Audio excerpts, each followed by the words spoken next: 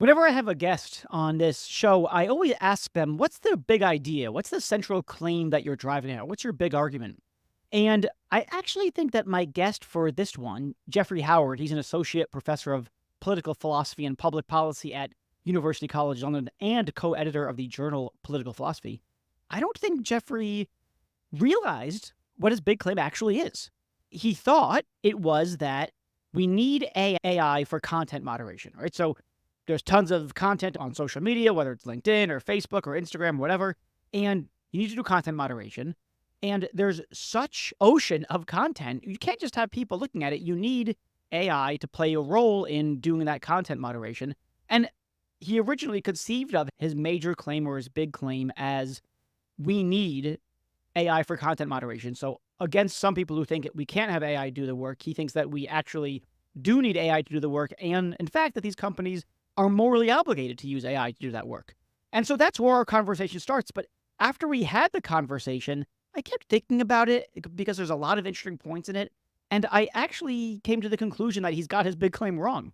And so I wrote him an email to say, hey, I actually think things would look better or be better if you framed this differently, because I think that your bigger claim is more interesting than the claim that AI is necessary for content moderation. That's an interesting claim, but it's not as interesting as I think what his point really is, what his core claim really is. So I wrote him this email, and I said this. I think the core interesting claim that you make is that there's a standard way of thinking about content moderation on a model that is analogous to the Supreme Court or some other deliberative body. So this is an aside, is an editorial, not part of the email. You could think about content moderation and a post being taken down, for instance, as the result of the careful deliberations of some kind of deliberative body in, at least in principle, what the Supreme Court is supposed to be like. So I think he thinks that, this is back to the email, that's what we have in our head when we think about content moderation, so says Jeff, I think, and it's the wrong picture. And that in turn leads us to make unreasonable demands of the companies and unreasonable regulations. We need to shift our model to something else, algorithmic content moderation. That's a very different thing. And then I think Jeff goes on to explain why it's different, not to mention necessary. And once we get that sort of deliberative body, Supreme Court model of content moderation out of our heads, and we think more about what algorithmic content moderation is, we'll start to make better demands of social media companies as citizens and as users of the platform, and we'll be able to make better regulations. So to give you an example, we can think very carefully, humans can think very carefully about what was the person's intention when they posted this thing? Were they being sarcastic? Were they joking? Were they being sincere? And the intention of the poster may well make a difference to whether or not it's a good piece of content or a piece of content that should be taken off the platform. But AI can't read intentions of people, at least not yet. And so you can't have AI doing the same kind of work that people do. And so if you need AI to do this work, and it can't, for instance, identify the intentions of the posters, then the way in which that AI is going to make these judgments is going to be more coarse-grained than what a human can do. On the other hand, AI can do things at scale in a way that humans can't. So it can actually handle all the content that's coming through social media in a way that humans can't. And again, I think that Jeff's main claim is that we have to rethink or reconceptualize what AI content moderation is, what we should expect of it, and thus what we can demand of it and what we can't demand of it. Thankfully, I sent that email to Jeff, and he said, quote, "That's really good. Thank you. You're exactly right." Jeff and I are now on the same page about what his big claim is, and I think it's a really fascinating claim. So there's lots of interesting insights by Jeff on this topic, and it's this frame, this sort of thinking about we need to rethink what good content moderation looks like, that I want you to have in mind when you listen to the conversation between Jeff and I. Okay, so that's what this episode of Ethical Machines is about. I'm obviously your host, Reed Blackman, a former philosophy professor turned AI ethics advisor and apparently podcast host. If you like this show, please subscribe, rate it 5 stars, share with friends, blah, blah, blah, blah, blah.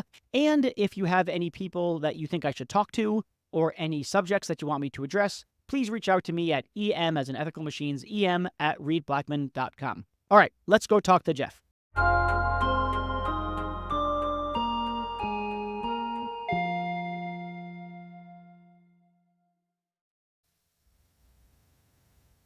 So, Jeff, it seems pretty important that we engage in content moderation. That seems like a very important thing to do. One reason that it's important, of course, is that people are familiar with things like misinformation, disinformation, toxic content, and the like.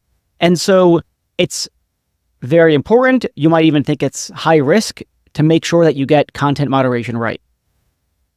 At the same time, we usually think that you don't want to put things just in the hands of AI. You want people doing the high risk stuff. You want people's judgment engaged or involved in those high risk things. What's interesting about your position, if I understand it, is that you actually think that platforms are obligated, morally obligated, to use AI to do the content moderation. So to use AI in a high-risk context. A, do I have that right? And B, why would you think that? Why wouldn't you think something like, oh, we need people in there in the mix to make these important qualitative discussions or decisions, rather, about what kind of content we should include or not include on the platform? Thanks, Reed. So I absolutely think that you need people in the loop, part of those conversations coming up with the content rules that the platforms actually have on their books and that they then train the AI on. So I think it's imperative that you have a diverse group of people, including philosophers, to be thinking through these hugely significant value-laden questions about where to draw the line on these really thorny areas like what counts as harmful misinformation, what counts as hate speech, what counts as a death threat, what counts as incitement. You absolutely need to have humans in the loop. But once you specify what those rules are and you train the systems appropriately, I think for the main social media platforms, some of which have billions of users, it's simply infeasible to rely on humans alone. And if you thought that they should only rely on humans for the sake of content moderation, then they just couldn't do it very well at all. There's been a lot of consternation and debate about whether platforms are even permitted to use artificial intelligence in content moderation as a matter of ethics. I think not only are platforms permitted to use artificial intelligence for content moderation, given the importance of catching harmful content quickly and given the scale of their platforms, networks actually have a duty to use artificial intelligence for content moderation. That's at least the claim that I'm hoping to defend in some work that I'm developing. Yeah, the scale issue's got to be the main point, though. The scale of the problem is massive. The quantity of posts, there's no way you could get just an army of human moderators. It seems impossible. Why would anyone think that you're not allowed to use AI to moderate the content? I take your point that the rules have to be set by people, but in terms of applying the rules to the case, is the concern just that, is it an accuracy issue that AI is going to get it too wrong too often? Is that why people would push back against such a thing? That's exactly right. So there are obviously a lot of objections that people raise to the use of artificial intelligence in lots of different contexts. I'm actually pretty skeptical of the idea that we should think of artificial intelligence in general rather than artificial intelligence as applied to particular use cases when we're thinking about the ethics, because I think there are going to be different stakes, there are going to be different kind of errors. In this particular context of content moderation, I think one of the main worries is that content moderation makes mistakes. It produces false positives whereby the system indicates that a post is a violation when in fact it's not a violation. So in that case, it's taken down speech that it shouldn't be taken down. Of course, you're going to get cases of false negatives where speech is left up on the platform where it ought to be taken down. And so you might think that given the importance of these forums as sites for open discourse, for gathering information, it's just too important to hand the job over to the machines. But I think that there is absolutely no alternative given the scale of the platform. So here's a quote for you from a paper from Evelyn Dweck, the Stanford law professor who does a lot of work in this area. And I think it demonstrates the problem. In the last quarter of 2020, Facebook took action on over 105 million pieces of content. So that's an average of about 1.1 million actions per day. And Instagram on over 35 million pieces of content. YouTube, which has 500 hours of new video uploaded every minute, removed over 9.3 million videos, over 100,000 per day. In the first half of 2020, Twitter dealt with reports against over 12.4 million unique accounts for potential violations of the Twitter rules and took action against over 1.9 million. And those are mostly figures about where the platforms are actually taking action against the content, either by removing it or demoting it, whereby it reduces its visibility in algorithmic recommender systems, or putting it, say, behind an interstitial warning screen. We're not even talking about the content that the system engaged with, but decided ought to be left up. So this is just like an unbelievable fire hose of content. And so the system is going to make mistakes, but the alternative, which is not making use of advanced artificial intelligence tools, I think would be much worse. Yeah, I take it that the people who think, oh, this is too important to hand over to the machines, they must have, or they may have, some idealized picture of what it looks like for humans to engage in the moderation. So either they've got to think, humans are way better at this, or they have to think, don't allow so much content on the platforms, a degree of content that can't be reviewed by humans. But that'd probably just completely undermine the platforms, right? That they have to let all these, whatever, I don't know how many posts, hundreds of millions, billions of posts, whatever it is. And then the issue of the false negatives and false positives, of course that's going to be the case. We do have to have a substantive conversation about, do we want to prioritize decreasing false negatives or false positives? But there's also going to be false negatives and false positives with human judges, right? With human content moderators. That's exactly right. So content moderation relies on a highly complex bureaucracy involving both humans and mechanized systems. And some of the humans are in-house trust and safety workers at the main companies who are coming up with the rules and continually developing and deliberating about what those rules ought to be and how they ought to be improved. And then, of course, some of the people involved are the engineers, also employees of the companies, who are involved in training the mechanized systems in how to detect content. And anytime a platform comes up with a new proposed rule, it will pass it to the engineers to test it on data to see how accurate are their systems going to be at enforcing the rule. And you could imagine, and I have no doubt that there have been cases where the ideal speech rule will be quite nuanced, quite sensitive, but when you give it to the mechanized systems to enforce, it's going to produce a high error rate. And so you're going to have to opt for a cruder rule with a better rate of enforcement. So in some cases, error is built into it from the output. I wouldn't call it error in this context. I'd call it deliberate over-inclusiveness. And this is something that happens, I think, in rulemaking all the time. So think about a context like the criminal law, speeding. Imagine that you could have a system that could accurately detect people who are speeding and in so doing pose a genuine danger to others, and people who are speeding and don't actually pose a danger to others. You might think that ideally you'd be able to distinguish. Yeah. But it's just not feasible to distinguish. It's not implementable. Yeah. It's not implementable, and it would be unreasonable for the, say, innocuous speeders to demand that such a system be established for the sake of enabling them to speed. So sometimes when we're making rules, we do so knowing that they're going to be over-inclusive in certain respects, that they're going to put burdens on people who aren't actually posing any harm. And so one insight I have is that sometimes it's reasonable to expect people to put up with certain burdens for the sake of the successful operation of whatever the system is.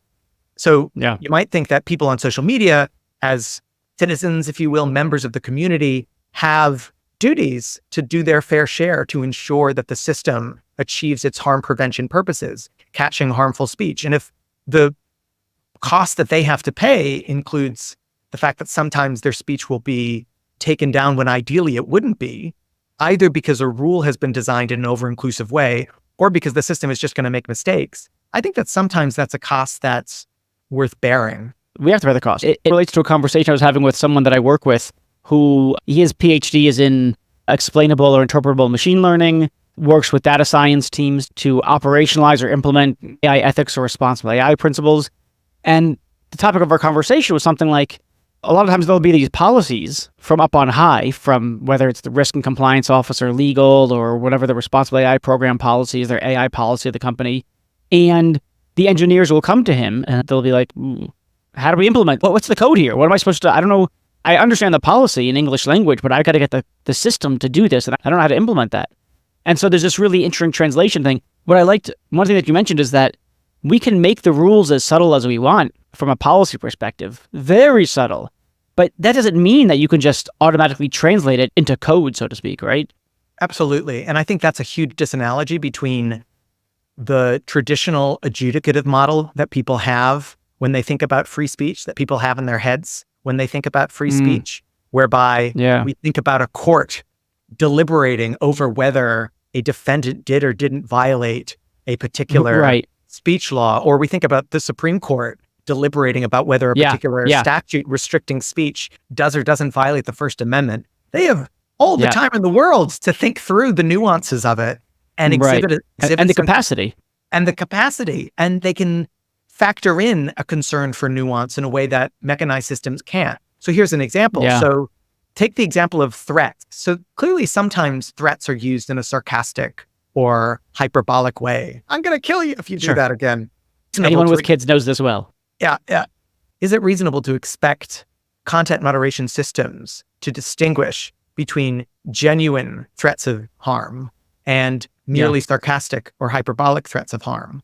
Maybe someday, and we have some reason to think that large language models are getting better and better at inferring this kind of nuance. But at present, I'm very skeptical that the classifiers that these platforms are using are good at making enforcing the exceptions.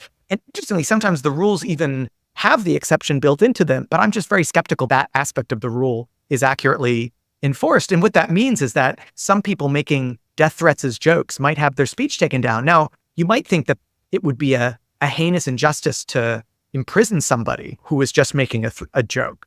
When in but if it's just their speech being removed by social media, it's just less of a big deal. I'm not saying it's not an important thing, especially since if your post is removed, you will get a strike against your account. It could lead to an account suspension. It's definitely bad. It's just not as bad as in the offline criminal law context. So that's another important, I think, disanalogy between the way we normally think about this stuff and the way it works in the online context. Yeah, that's a great point. And the other thing that you said that I liked is this sort of, with speeding laws, ideally it would be only give speeding tickets to the people who are actually posing a threat if they're going over the speed limit, but there's nobody around, it's nighttime, it's the countryside or whatever, there's no threat to anyone, don't give them a ticket, because the whole point is to safeguard people. That's why we have speed limits. If there's no one at risk, then you don't need to give them a ticket. But you could never operationalize that, you could never implement it. And then the point I take it is something like, what I like about that example in particular is that, look, better to have false positives than false negatives. Better that we give people tickets who aren't posing a threat than to not give tickets to people who are posing a threat, because in the driving pedestrian context and other drivers, we want to prioritize safety. And then you make the same kind of argument with the flagging content, I take it. Better to have an AI system that's a bit coarse-grained, not fine-grained, can't pay attention, or doesn't have the capacity to recognize subtlety or sarcasm or insincerity or anything along those lines. And so better that it remove more content than it ought to than to remove less content than it ought to. Because if it removes less content than it ought to, at scale, we're going to have, I think the technical term is, a shit ton more misinformation, disinformation, and toxic content. And this is completely divergent from how people in the American First Amendment tradition think about speech rule. Now, of course, there's loads of people in the First Amendment tradition who think that the First Amendment only applies to states. And when private companies are engaging in content moderation, they are perfectly legally at liberty to use whatever principles they want. But the platforms themselves have signed up to the idea that free speech principles should inform their content moderation systems. It's just that they don't think American First Amendment free speech principles are the right rules. For example, Meta's oversight board has committed itself to the idea that international human rights law norms should be the basis of content moderation on Meta's platforms, Facebook, Instagram, Threads. And so there is this idea that platforms do have some kind of duty to keep up legitimate speech. So they shouldn't just implement any old rules that are going to catch harmful content or undesirable content, or even just the content that the CEO of a particular company doesn't like on any given day. They really do have some kind of civic responsibility to be a forum for public discourse, possibly just because they've voluntarily committed themselves to that role in their public statements, in the kind of normative self-understanding that they've publicly articulated. They've set users reasonable expectations accordingly. That's a pretty minimal basis for the view. You don't need to think that they're a public forum or anything like that. You can just say they've committed themselves to be this forum for public discourse. But that doesn't mean that any collateral harm to legitimate speech suffices to show that the rule or system causing the collateral harm is unjustified. I think we should accept in this context that collateral harm to legitimate speech is an inevitable part of speech regulation. And the question then is, when does collateral harm become so much that it renders the rule or the system disproportionate? The point I want to make is that simply pointing to some collateral harm isn't enough to show that it's disproportionate. So your point is something like, it is true that there will be impingements on free speech or something along those lines by virtue of the way the system has to work given the technology as it stands. Given the nature of the problem, it's this thing that's a problem that has to be solved at that scale. Humans can't do it. We got to use AI. AI systems are not great. They're not great in a variety of respects. We're going to have to program these things so that they either remove posts or downgrade their influence or downgrade how often they get shown to people. And so it is true that there will be harms to freedom of speech, but these are things that we just have to suffer necessarily. It's I feel like a necessary evil for the sake of having a platform that actually does function overall well for the purposes of enabling civil discourse. That's right. So here's another example. So some people think intentions really matter. And so if you are consciously engaging in disinformation, whereby the speaker is aware that he's promulgating a falsehood and does so with the intention of deceiving his audience, you might think that normatively merits different treatment than the mere misinformer who sincerely disseminates doesn't know any better, and just doesn't know any better. Nevertheless, a court might be able to inspect and reflect on the kind of testimony that would help it decipher the speaker's true intentions and beliefs. But here are the other humans involved in the loop that I was getting toward earlier, but never mentioned. The outsourced workers sitting there in, say, a warehouse in Jakarta who have 7 seconds to decide whether a piece of content is in or out. And then that decision is then fed into the training data for future, to improve the AI model's future adjudication. So those humans aren't going to be very well positioned to infer speaker intent. Discern intent. Or the kind of we can't do it in court, right? This is one of the things in court that in the Supreme Court kinds of cases where there's active deliberation all the time in the world, it's tremendously difficult to demonstrate that someone had a certain kind of intent. Unless they write down, by doing this, I intend to deceive. If they don't do that, then it's really hard. So there's no way, the person in Jakarta is going to be able to figure that out in 7 seconds, and there's no way the AI is going to. That's exactly right. And so depending on what you think about the role of intention, that might mean that the platform rule that doesn't build in a sensitivity to intention is objectionably over-inclusive in that it's going to remove some legitimate speech. But too bad. And my hand on heart, I think that intention matters less than some people think. So if someone negligently posts the view that drinking bleach cures COVID, I think platforms should take it down, whether or not the speaker knows or doesn't know that it's a falsehood. Because I do think the speech, even in the case of the mere misinformer, they do have a duty of care toward others. And they don't realize it, but they are breaching that duty in that moment. And so by removing the speech, we are protecting others from the danger that they unknowingly pose in spreading the idea that drinking bleach cures COVID. So that's a point to say that maybe intentions don't matter as much as some people think. But even if they did, I think it's not reasonable to expect that these systems exhibit the kind of sensitivity to intentions that you might want a court, or you definitely would want a court to exhibit.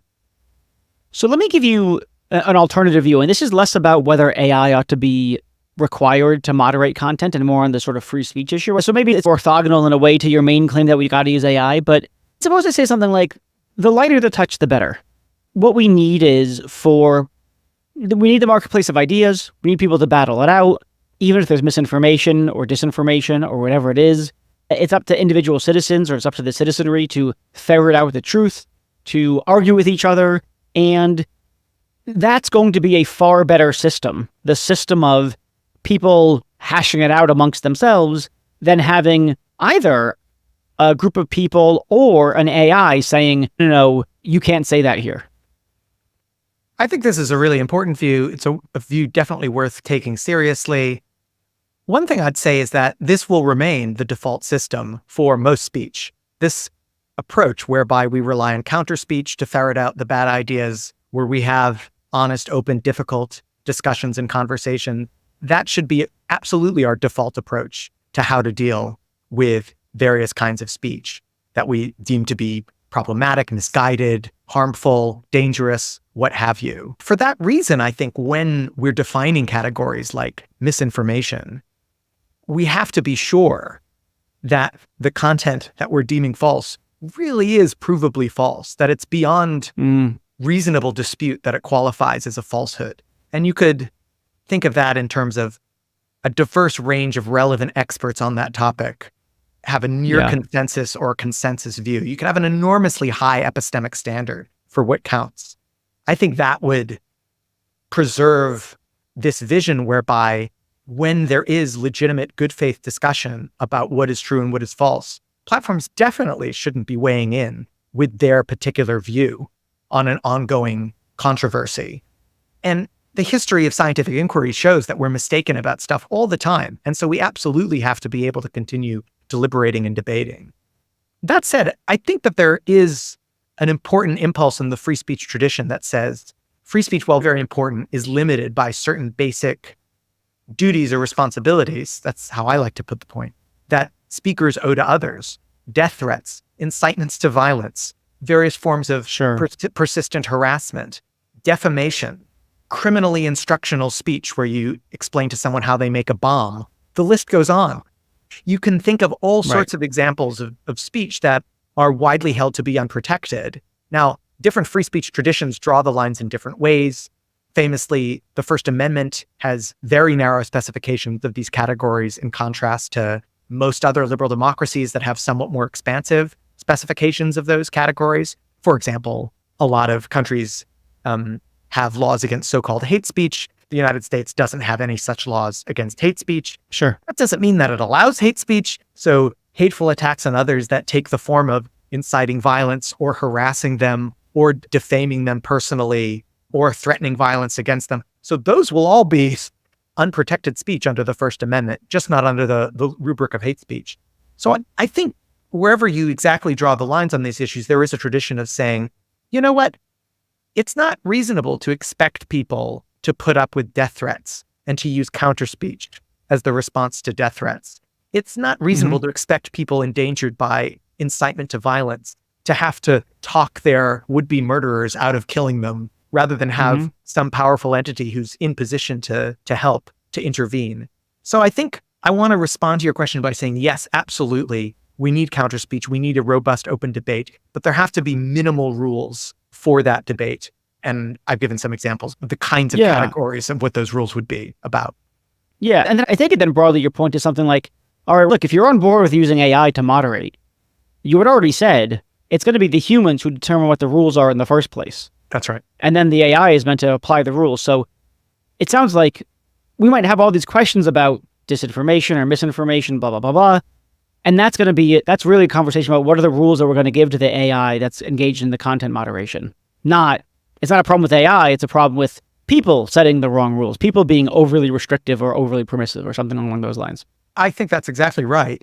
I do think that there's a missing bit of public communication on this, though. So the point I mentioned earlier about how you might have an ideal speech rule that would make exceptions for all sorts of nuances, for sarcasm, for hyperbole, and then the fact that rule wouldn't be implementable without huge amounts of error. And so that will sometimes push platforms to go back to the drawing board and come up with a cruder rule that's more likely to be enforced successfully. I don't think the public has a good understanding of that. And so when people, they obviously don't have a good understanding of the details, but even the fact that that's what happens, I don't think, I'm a philosopher, who knows, you could poll people, maybe they have a better understanding, but I just doubt it. And so I think people do expect perfection in the context of content moderation. For sure. Especially when their post gets taken down. Exactly. And this applies to false positives and false negatives. So when speech gets taken down that shouldn't have been taken down, people go ballistic. And when speech and when speech is genuinely harmful and it gets left up, people also go ballistic.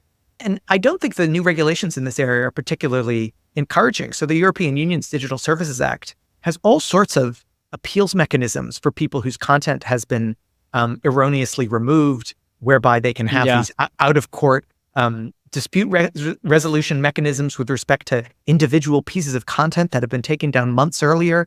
I think this just betrays a totally misguided sense of what is realistic to expect in this space.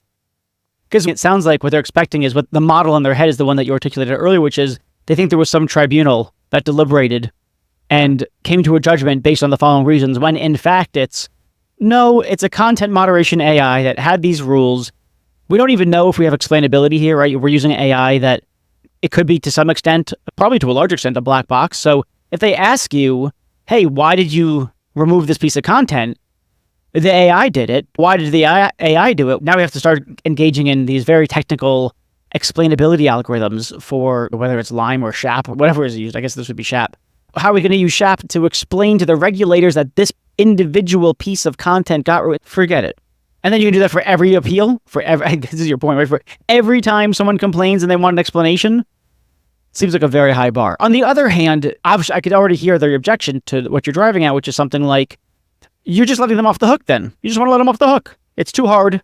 It's a really hard problem. Aren't you now letting all these social media companies off the hook? And that doesn't seem right either.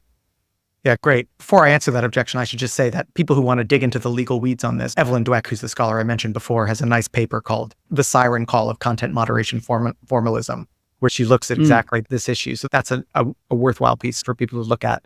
Having said all of that about the importance of tolerating some error, I do think platforms have a duty to continue to work to improve their systems.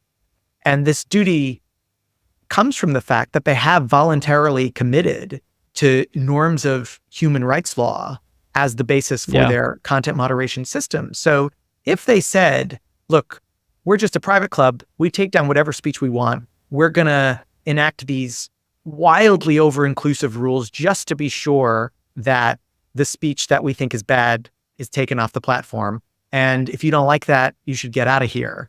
I think that would be one thing. And you could imagine a platform saying, we just don't want discussion of politics. No discussion of politics. But if you're committed to the idea that your platform is a valuable forum for public discourse, that won't cut ice. You can't have a rule that says no political discussion. Yeah, sure. And you do need to be mindful of whether you're unnecessarily over removing speech.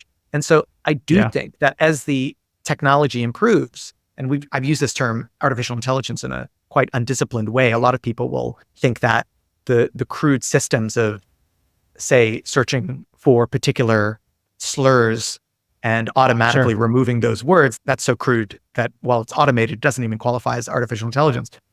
But as these mechanized systems, if you will, improve over time, I think platforms do have a duty to strive to be more discriminating in how they do it to reduce the likelihood of false positives and false negatives.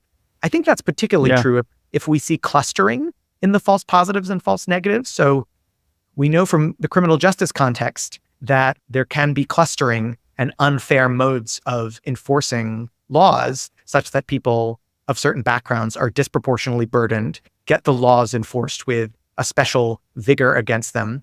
And that's fundamentally unfair. And I think to the extent that a similar problem is happening in the content moderation space, where particular points of view are over-moderated, I think that worry is an important one to take seriously and work to reduce. I feel like I'm becoming skeptical that there's any plausibly good solution here. So look, on the one hand, I hear the point, there's going to be false positives, there's going to be false negatives. That's completely unavoidable. The demand for perfection is unreasonable. I get that. I think that's right. We have to use AI in order to accommodate the scale. I get that. One thing that I think about, though, I don't really know what to do with this thought. So you tell me what I should do with it.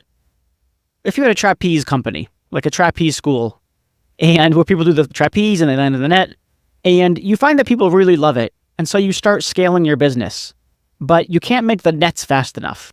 And so people start going splat. And you're like, listen, people want to use this thing. We give them the trapeze lessons and all that. We're trying hard to scale the net creation, but we're building the trapeze rigs, the whole thing that people fly on, a lot faster than we can create the nets. What we would say is, tough shit then. You got to stop building these things if you can't build the nets to scale at the same pace at which you're bringing people onto your trapeze platform, so to speak. So then I want to say, okay, internet companies, social media companies, you shouldn't do this. It's morally wrong to have this whole thing, this whole apparatus. If you can't scale safety, at the speed at which you're onboarding people, or people are tweeting or posting or whatever one is doing. And then we get this, they have an obligation to make progress on this front. So first of all, I think, don't they first have an obligation to just get it right out of the gate, like with the trapeze? Maybe not, but I don't plausibly. Secondly, I don't even know how we would track or determine whether they're living up to that obligation to eagerly pursue, eagerly discharge their duty to make the system better and better. What would it look like to actually conform or discharge that duty? What would it look like to track or monitor whether they actually are living up to that duty? And so I just end up in this place where, I don't know, this whole thing just seems a mess, and I don't see how we can plausibly, monitor whether things are getting better, et cetera. Anyway, like I said, I don't know what to do with all those thoughts, but there they are. Yeah, so on the second point, I think that one of the valuable aspects of new regulation in this space, whether it's the Digital Services Act in the European Union or the Online Safety Act in the United Kingdom, is that it will mean that we get more information about what the platforms are doing and how their systems operate. And so there will be greater transparency. There will be a duty for platforms to undertake risk assessments where they identify certain risks in their systems and make promises to regulators about what they're going to do to reduce those risks. And so I think this will improve our epistemic position with respect to this challenge. It's not going to solve it entirely. What if they just say, we tried and we just didn't get it this past quarter, these past 2 quarters, we tried really hard and we got the same results? Is the regulator going to have the technical know-how and the ability to dig in to say, you didn't really try that hard. You could have tried model or techniques X, Y, and Z. I don't think regulators have that kind of knowledge, capacity, insight, et cetera. So it feels to me like it's going to be easy for companies to just BS regulators about the kinds of efforts they've undertaken. I think it's exactly the right question. And this is exactly what to watch. And I know that, say, Ofcom, which is the telecommunications regulator in the UK, that has now a huge amount of power under the new Online Safety Act to oversee social media platforms' content moderation system, in addition to search engines, pornography websites, and other platforms, has been doing a lot of hiring in the space. Have they hired the right people? Are those people going to give us the goods? Oh, I'll be watching this very closely to see what happens, because I think you put your finger on a really important issue to make sure that the regulators don't get rolled by the platforms. On the other issue, which is, look, if the trapeze, they call trapezes, if you can't make them safely, you just shouldn't sell them, and you can't sell them. Yeah. I think that's probably right for individual products that you're distributing to the public. So in pharmaceuticals, I think the same standard would apply. I think in this case, the duty in question has to reflect the fact that it's dual use technology, that it's used for a range of different purposes. So does Microsoft have an obligation to reduce the likelihood that people are going to use Microsoft Word to write death threats? So the way I think about this in the social media space is that platforms have a responsibility to take some reasonable steps to reduce the likelihood that their products will be used for nefarious purposes. But they don't have a duty to guarantee that the products won't be used for nefarious purposes, because it would be unreasonably demanding to expect them to guarantee it. And the reason it would be unreasonably demanding isn't that it would be too burdensome on the platforms. It would be burdensome. Effectively, they'd have to close up shop, right? They couldn't operate if the rule was you have to guarantee that no one's going to say anything that violates your rules. Yeah. For these large platforms, that's just impossible. Now, you might push back and say maybe we shouldn't have large platforms, but let's assume. One sort of analogy I like to use is between like a hardware store and Madison Square Garden. A hardware store is not liable or should be held responsible for the kinds of things that people do with the poster board and the markers there. Kill all the Jews or whatever the poster board says. The hardware store is not responsible for that. Madison Square Garden has a Nazi rally. I feel like they're a little more responsible. And you want me to think about, and maybe this is the right way, I don't know. You might want to think about social media platform companies as akin to the hardware store. They're just giving you some tools. Whatever the people do with those tools, that's not their fault.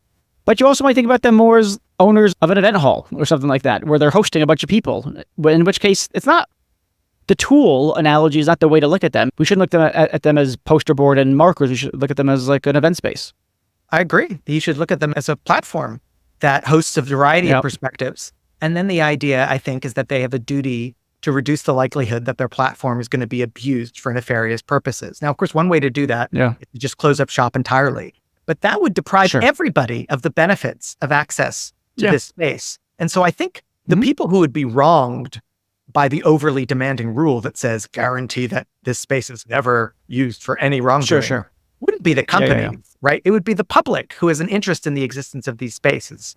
And so that's why the duty takes a less demanding form in the shape of you have to implement systems that reduce the likelihood that people are going to use your space for the perpetration of wrongdoing.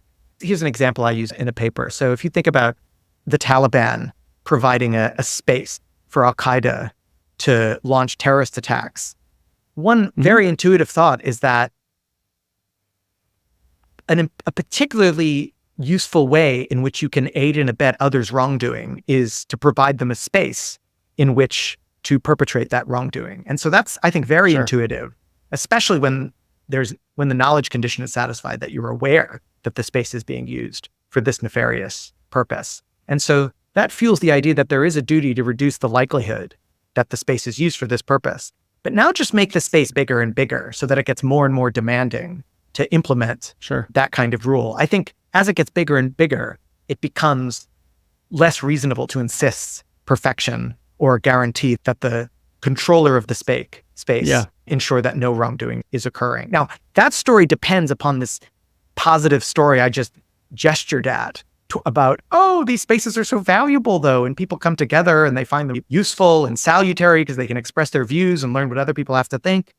I think there's a lot of skepticism about that right now. Certainly Jonathan Haidt's recent book has got people really skeptical about whether children should be anywhere near these spaces. My sense is that they are valuable spaces when well moderated. And that doesn't just mean restricting the right content, but also curating the content that is allowed in the right way. But I see why people disagree with me on that. That's interesting. I take it the point put somewhat abstractly is something like what kinds of burdens they have in order to make these spaces sufficiently safe or something along those lines is partly a function of what benefit is in the offing. And if you think that there's basically no benefit, their burdens for creating a safe space should be really high because look, this is what it's about and there's no other benefits. So you better keep this thing really safe. But if there's other benefits that are great and you want to secure those benefits, then you say, okay, we understand it's not going to be completely safe in respect to X, Y, and Z, but it's a valuable platform because it does provide A, B, and C, but you've got duties to maximize or to make efforts to increase safety. Do I have the structure of that right? That's right. And I think the A, B, and C, the benefits, just are standard positive reasons we have for valuing free and open communication. So all the standard arguments about why it's valuable for people to be able to express what they think and for people to be able to hear what others think and access a wide variety of perspectives and information, those are going to be the benefits of these spaces, given their function as huge public forums. And that's a complicated discussion too, right? The skeptical side of me wants to say, social media just sucks. People post some photos and they talk to each other. There's not really good conversation going on, or the quantity of good conversation is vanishingly small. It's mostly a time suck. And so maybe I'm inclined to think, okay, so if there's not really any other kinds of deep benefits, they better make the place, at least at a bare minimum, make it super, super duper safe. But then again, there's the other people who are like, oh no, people find each other, especially, I know the gay community likes to say, if you're a young kid in Iowa, especially in the early aughts, or maybe even now, certainly now, and you don't have any other gay people to talk to, you can connect to them, learn about yourself and the community and find support, and that's really important and helps avoid depression and blah, blah, blah. So there are some really big benefits. Okay, fine. Yeah, it looks like social media was pretty indispensable for the Me Too movement, for the Black Lives Matter movement. Yeah. Pick any social movement that one finds valuable on either side of the border. Myanmar genocide. What's good for the goose is good for the gander. So you get a situation where, of course, it can be used for both purposes. But if you get the rules, then you at least substantially reduce its likelihood of being used for nefarious purposes. Yeah. Let me ask you one last question that I think you have interesting things to say on. We talked a lot about content removal, but I take it that you think that we're not using enough. We have another bullet in the arsenal. what is it? Arrow in the quiver? Let's go with arrow in the quiver. Let's go with the, whatever, 1800, 1700 earlier. I don't know. Other than removing content, we can demote content. So can you say a little bit about your, thoughts around that? Yeah, absolutely. Up until recently, the discussion of content moderation was almost entirely focused on what kind of content should be removed. But now platforms are increasingly responding to harmful content, not by removing it, but by demoting it. And demoting it means basically deliberately reducing its visibility to users so that fewer people are likely to encounter it. So if you Sure. do a search for Meta types of content we demote, you can see all the different types of content that Meta demotes. If you go on TikTok and look for what's called the For You feed eligibility standards, where they basically list what kinds of content gets disqualified from being piped through people's recommender algorithms or prioritized in Yeah. search results. There's all sorts of content for which we might think removal is either unnecessary or disproportionate. But demotion, reducing its visibility, is an apt remedy. And I think this is a hugely important area. One thing to note is that demotion is different from what we like to call algorithmic deamplification, whereby content visibility is reduced just as the spontaneous operation of the engagement optimization system. So Sure. if you don't like stand-up comedy, the system's going to give you less stand-up comedy content, but it might give me more of Right. it. And Right. that's not demotion. That's just the system doing what the system does. Yeah. Demotion Yeah. is when there's a judgment made about a particular category of content, saying, ooh, this content is problematic. We're going to reduce its visibility for everyone across the board. Yeah. And that does raise the free speech issue, because suppressing content on the basis of a judgment that it's harmful or problematic, that does need some kind of justification. But I think you can get a justification in some of these cases. And I think in the misinformation space, in particular, removal is just going to be disproportionate to the actual amount of harm, whereas demoting Yeah. the content is going to be the right response. What I find attractive about the demotion stuff is I don't see that tight of a connection, or I don't see the grounds on which someone says you're violating my right to free speech. So I could see someone saying, you won't let me say the thing. I have a right to say the thing. You've removed my content and now you violated my right to say the thing. That's a not crazy line of thought. That can be plausible. But nobody has the right to have the thing that they're saying delivered at scale. That's just not a right that you've got. You don't have a right to have a megaphone. You don't have a right to be heard by everyone. Yes, you got a right to say the thing. You posted it. Congratulations. We showed it to 2 people, and that's it. We don't have an obligation to show it to everyone, and we don't have an obligation to show it to everyone because you don't have a right to have your message delivered at scale. That's just not one of the things. I could scream in the marketplace and the town square, and everyone just passes by and nobody listens. They haven't violated my right to free speech. Great. So there definitely isn't a right to mass amplification. And another paper we might link to is a paper by Erin Miller at USC Law School called Amplified Speech, where she makes exactly this point. And her point is essentially that your interest as a speaker in expressing your view requires access to some audience, but it doesn't require a mass audience. So you can still get a lot of the benefits of expression. The reason I made my quick allusion to the idea that did trigger some kind of demand for justification is that you can think of cases where demotion would raise an eyebrow from a free speech perspective. So imagine Meta were just to start demoting all pro-Christian content or pro-Republican Party comment. Yeah. Or imagine TikTok were to just start demoting pro-Muslim content or pro-Buddhist content. I think people would reasonably raise an eyebrow and say, hang on, you said you were committed to being a space for free and open exchange of ideas. Why are you rigging the conversation in this way? Now, sure, but that'd be hypocritical. It would be hypocritical, not a violation of anyone's right to free speech. And you might morally condemn them for being hypocrites by saying we're all for free speech and then only promoting the Buddhist post. Again, then the complaint is hypocrisy, or deception, not violation of free speech rights. It's definitely not a violation of any kind of legal free speech right. The thought is a softer one, which is that insofar as platforms have committed themselves to this idea that they are embodying an ethos of free speech, one of the components of an ethos of free speech is that you don't have viewpoint discriminatory suppression of particular. And obviously the most egregious way you can suppress a viewpoint is by removing the expression or restricting it entirely. But another way is by simply burdening it in some way.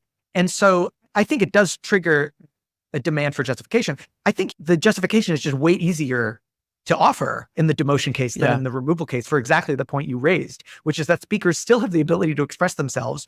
Users who look hard enough are still able to find the content. And so I think it's just going to be way easier to justify demotion policies. So you still need a justification. That's the only point I was making. But it's just way easier to provide the justification for demotion policies. Yeah, I wonder if the way to think about it, and really, I really do wonder, this is the view that I hold, it's too off the cuff and too undeveloped, but I wonder if in that kind of case where you're demoting all the Christian content or the Buddhist content or the whatever, that it's not the case that you're violating something like the right to free speech of any given individual, but you're harming the community of Catholics, Buddhists, blah, blah, blah, blah. So it's more like it's a harm to a community as opposed to anything having to do with free speech as such, something like that. Yes, and so imagine the state were to just start criminalizing the expression of pro-Muslim viewpoints. It would both violate its commitment to freedom of expression, understood as the idea that we don't engage in viewpoint discriminatory suppression of ideas, and it would cause terrible harm to a particular community. Now, in the social media space, as we've been discussing all along, the stakes are different, but I still think that there would be an objection. You made me think there might be a further objection, though, in that case, which would have to do with the duties that a company owes to its users or its customers. Obviously, users on social media aren't quite customers. They're the product, aren't they? But insofar as you imagine them as being users of the product, part of the community, there might be non-discrimination duties owed to them that aren't about free speech per se, but are just about equal access to a variety of points of view and identities.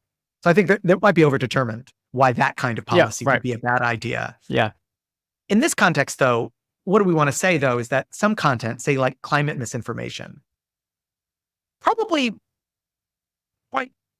somewhat harmful when it's appearing on a platform in high doses. When you look up discussion on climate change and it's just completely overrun with climate denialism.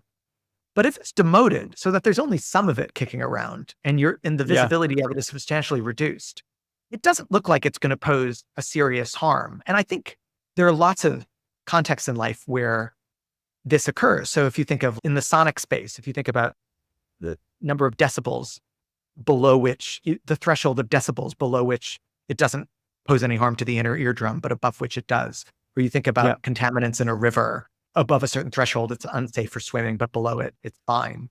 If you think about carbon in the atmosphere. So there's just loads of contexts in which in low doses, some content isn't particularly harmful, but in high doses, it is harmful. And the demotion we think is the right recipe for that kind of content. And we're so locked into a leave up, take down dichotomy binary in social media that we haven't yet explored in as much detail as we should. What kind of speech is that speech that's harmful only in high doses? And maybe there's stuff that the platforms are currently restricting that actually they should just be demoting. Yeah. And then the question is whether we can articulate those subtleties of demoting versus should be demoted and how much it should be demoted versus removal. Now we have to figure out if we can translate that subtlety of those rules into the program, into the AI. Absolutely. We know that demotion is possible, but of course it admits of different degrees. I find it very difficult to get a handle on what is the kind of content that should be excluded from search results, but shouldn't be excluded from recommendations, or should be only reduced visibility in recommendations. These distinctions are very subtle, and it's not obvious that like philosophers are going to be able to give sufficiently fine-grained guidance. But to your earlier point, even if we can, it is not clear that even if we do give extremely fine-grained guidance, that it's just not clear that the engineers are going to be able to implement that. One interesting point of debate on exactly this issue has to do with whether you think people should get individualized notification that their content is demoted. So if your content gets de-amplified algorithmically because the system predicts people are going to find it boring, no one thinks you have any kind of claim to be notified, right? That not many people are seeing your post. But if your content is demoted under a policy because it counts as fact-checked misinformation, say, should you get some kind of notification? X has been flirting with the idea that people should get notification of this sort, but other platforms have resisted the idea of individualized notification. And I think that's a really interesting one to chew on, because people do think you have a right to notification for removal, but what about demotion? That's a question I'll leave you with. All right, great. You'll come back and we can hash it out. Thanks so much, Jeff. This has been super interesting. Appreciate it. Thanks, Reed. I had a lot of fun.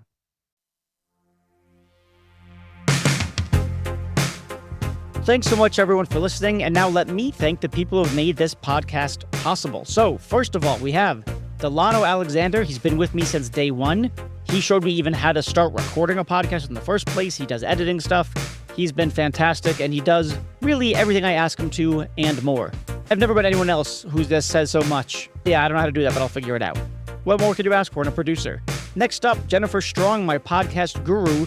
I don't know what else to call her. She just has advised me on how to design a podcast, how to grow it, and she's responsible for, if you like, this kind of season 2 relaunch and everything around it. So thank you to you, Jennifer.